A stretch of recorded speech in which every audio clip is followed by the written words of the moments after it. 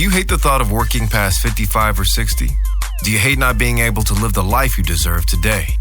Do you hate not knowing what your financial future looks like? It's time to stop doing what you hate. Here's your host, Mr. Harold Green. Aloha, everybody. This is Harold Green, a.k.a. G Money Green. How's everybody doing today? Doing awesome. I just thought I'd throw that out there, introduce my nickname to you guys. It started off when I was in high school. My cousin Antonio just yelled out one day, "Yo, G," and my last name is Green. So, he just figured Green, G, something sounding cool. So pretty much got everybody to start calling me G. And then I always had a job. When I was in high school and I was a kid, because I hated being broke. I did not like not having money, or I didn't like, being broke, in other words. And so I always had a job. I always had some money in my pocket. And then it turned from just G to G Money because I always had some money. And then because we were cousins, it went on from G to G Money to G Money because we're cousins. So that was my nickname in high school. And it was pretty cool. And I kept that nickname with me all the way through high school to the military to my different duty stations. So everywhere I go, people would know me as Green G. And so that was pretty cool. I want to get into something kind of interesting with you guys today. And it's something that's being talked about a lot in our society right now. And it's everybody's mental state. Recently, I joined a program at the request of my doctor. He said, since your healthcare covers these types of programs for people that are getting themselves in shape and losing weight and monitoring their health, and, the health insurance pays for it. So you might as well join it. So I joined it, and it's a pretty good program. You get to check in with a variety of different types of specialists, doctors. And, the last one I talked to was a mental health specialist, counselor, whatnot. And, she said, you probably don't need to talk to me because it sounds like you got everything under control. So, but, we need to have this conversation. We need to have this conversation anyway. And at the end of the conversation, said, this is a very big issue because more and more people that we talk to are in predicaments that they're in because of their mental capacity and their mental state and the things that are happening in society. So I'm going to start off by letting you guys know I am not a licensed psychiatrist or therapist or counselor or anything like that.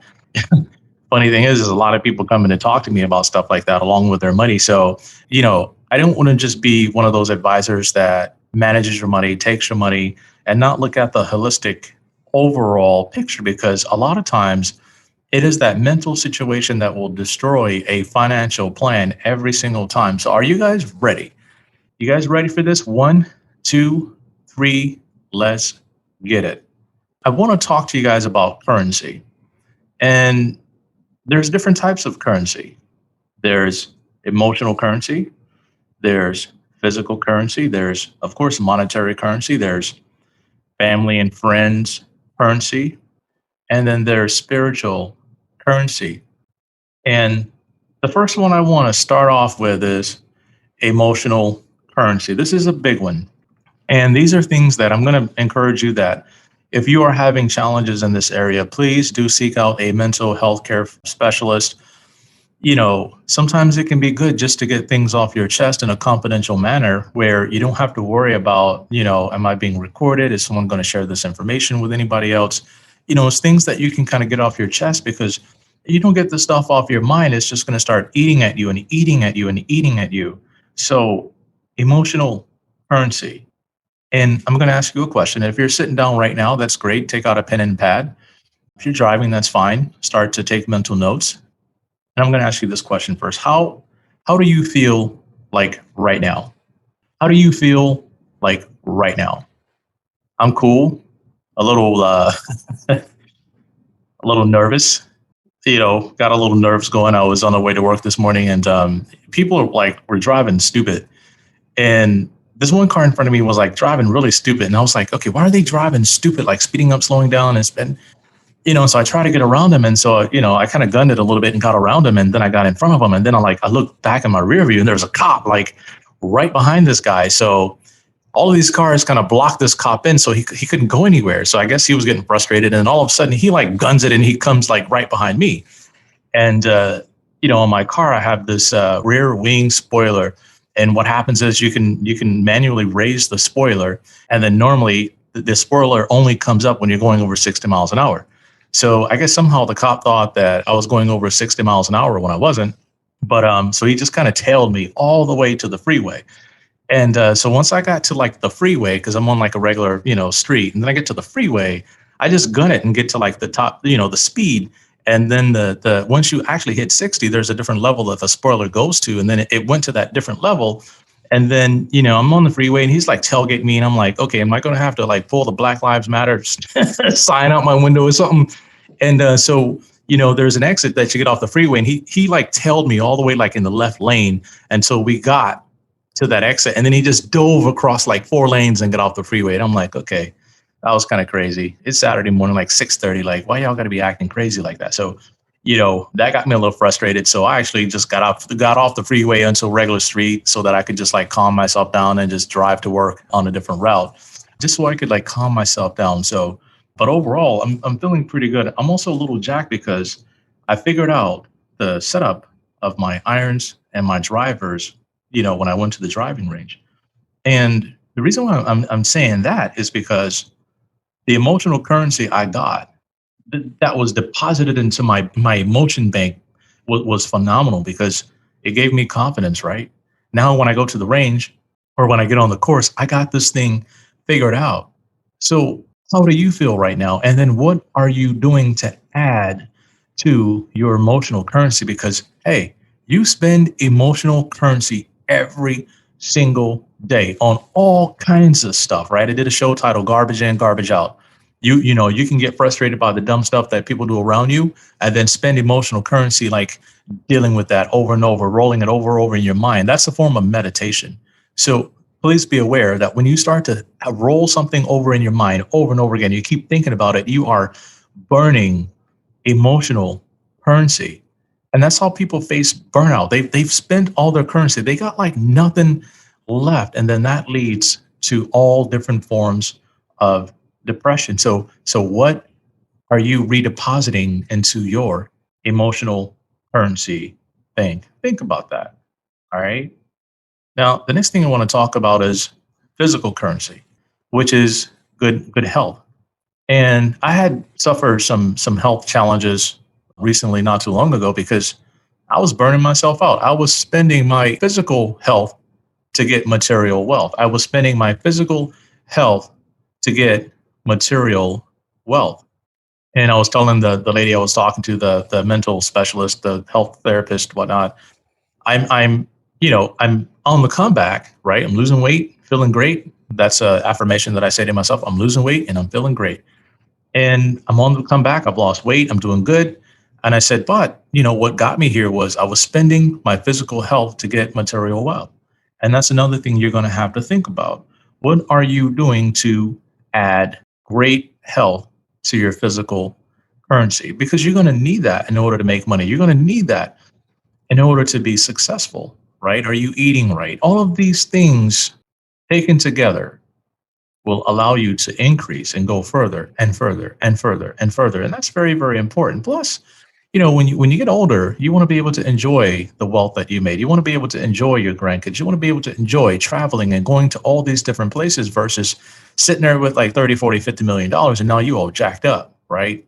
Heart problems, all of these different problems you have because you've spent your physical currency trying to gain monetary currency. And I've probably talked about this stuff before, but again, we're talking about a holistic approach to your financial planning, because it's not just me managing the money and coming up with the ideas and working with you. It's you having to do your part too. So, and a lot of times clients are like, oh, Harold, hiring a trainer costs too much. Oh, Harold, this costs too much, or, this costs too much, or that costs too much. And I was like, no, it's not a cost. It's an investment. And sometimes the thinking is, well, if I spend it today, I won't have it tomorrow. If I spend it today, I won't have it tomorrow. That goes back to another show I did titled Running Out of Money. There's always more where that came from. And if you get your system built the right way, in the Rapid Retire program, we talk about cash reserve systems, income generation, cash flow management. Like if you have all three of these clicking on all cylinders, then it's okay to invest in yourself. It is okay to treat yourself. It goes back to letting money serve you and you not serving money. You can't serve two masters at the same time. I've talked about that in a previous show. But the next one is monetary. Money, money, AKA cheese, whatever you want to call it, cheddar, cabbage, bacon, pork. I don't care. Money. And sometimes people will say, well, I don't have a lot of it. Well, it goes back to the story of David and Goliath with the slingshot, right? I mean, David had a slingshot. He became so good at that slingshot that he could take down bears and he could take down anything with that. So, never discount the small thing that you have in your hand. You may not have a lot of money, but you got to sit down and you got to start an accountability program, because here's the thing about money. Money is it's like a pet, in terms of an emotional situation. And if you abuse your pet, they don't come to you after a while. If you keep hitting your dog, yelling at your dog, they see your emotions. They see you taking that stuff out on them. They try to love you, and animals are very forgiving, but after a while you break something in them. And if you keep abusing money or mishandling money, it's the same way. It is not going to find itself to you. It's going to run away from you because you don't have the capacity to handle it. I heard something the other day that just really impressed me. And it said the level of lifestyle that you're on right now, where you are right now, is because of your capacity for that. That's because that's all you can handle, right? Once you begin to improve and enlarge your capacity, which we talked about that a little bit before, expanding your mind, can you see it? Possibilities, right? Vision mapping. You begin to do that with money. More and more money will find itself into your hands. We're stewards of money. We're here to be good stewards of all the material wealth and blessings that are bestowed upon us, right? We are here to be good stewards. And if you mismanage it, guess what? It's gone, right? There's a scripture in the Bible that talks about he who has, more will be given. And then to him who does not have, even that which he has will be taken away. That's some powerful stuff, right? But never discount the little money that you do have. You can start where you are. And if you have lots of money, that's great.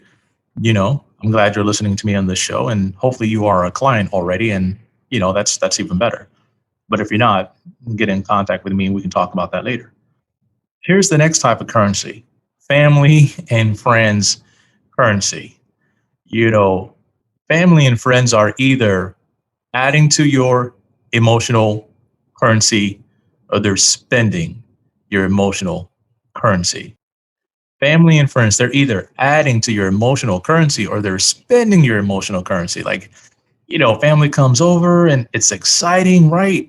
Everybody's having a good time. You're loving on your family, hugging on everybody. I mean, that just kind of gets me excited. When I was home, visiting with my family, I told my sister, I think it was yesterday, that, the favorite part of the trip was, hanging out with my nieces and nephews. And I got a lot of them, and it was exciting just to kind of be around them. And, because kids, they're excitable and they do all kinds of silly stuff, and you get to have fun with them, and you get to tap back into your childhood and, relive some of that a little bit through the younger kids. And that was a lot of fun. And that added to my emotional currency.